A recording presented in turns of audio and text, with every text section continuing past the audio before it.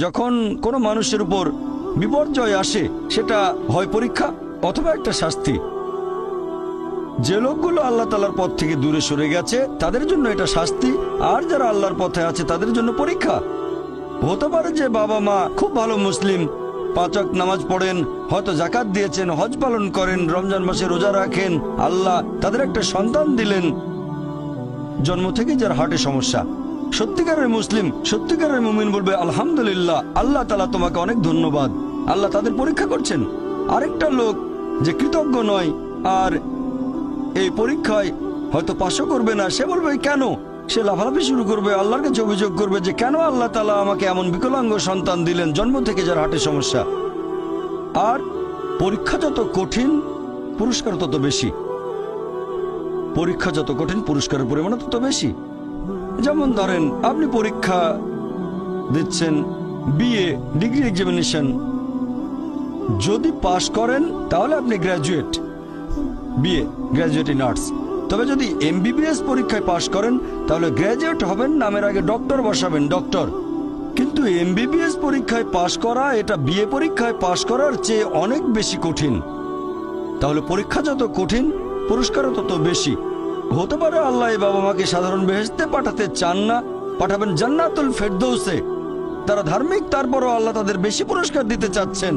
আর এই কারণে আমাদের প্রিয় নবী মুহাম্মদ সাল্লাল্লাহু আলাইহি সাল্লাম বলেছেন, এটা আছে সুন্নান আল তিরমিজিতে, এক লোক জিজ্ঞেস করলো এই পৃথিবীতে কাকে সবচেয়ে বেশি পরীক্ষা দিতে হয়? নবী উত্তরে বললেন যে আল্লাহ সুবহানাহু ওয়া তাআলার সকল নবী রাসূলকে সবচেয়ে বেশি পরীক্ষা দিতে হয়। এরপরে যারা নবী রাসূলগণের ঘনিষ্ঠ, যারা নবী রাসূলগণের মতো, তারপরে যারা সাহাবীগণের মতো। আর একজন লোকের ঈমান যত বেশি মজবুত পরীক্ষাটা তত বেশি কঠিন। তাকওয়া যত বেশি থাকে আল্লাহ তত কঠিন পরীক্ষা দেবেন। আপনি কোথাও এমবিবিএস নিয়ে পড়াশোনা করছেন কারণ বেশি নম্বর পেয়েছিলেন এইচএসসিতে, সেজন্য এখানেও পরীক্ষা কঠিন। এমবিবিএস পাস করাটাও বেশ কঠিন। তাহলে এখানেও নবী রাসূলগণের তাকওয়ার সাথে সাধারণ মানুষের তাকওয়ার কোনো তুলনায় হয় না। যেহেতু তারা ছিলেন নবী এবং রাসূল, তাই তাদেরকেও পরীক্ষা করা হয়েছে। কোনো নবী রাসূলকে এই পরীক্ষা না নিয়ে ছেড়ে দেওয়া হয়নি। তাদের তাকওয়া লেভেল অনেক উপরে। নবী রাসূলকে অনেক বেশিবার পরীক্ষা করা হয়েছে সাধারণ মানুষের চেয়ে। আপনার আমার চেয়ে অনেক বেশি, অনেক কঠিন।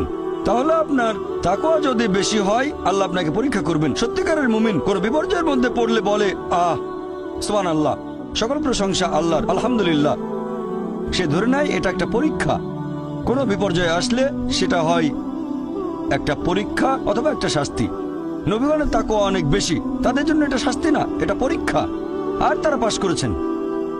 যদি কারো জীবনে কোনো ভালো কিছু ঘটে সেটা হয় একটা পুরস্কার অথবা পরীক্ষা।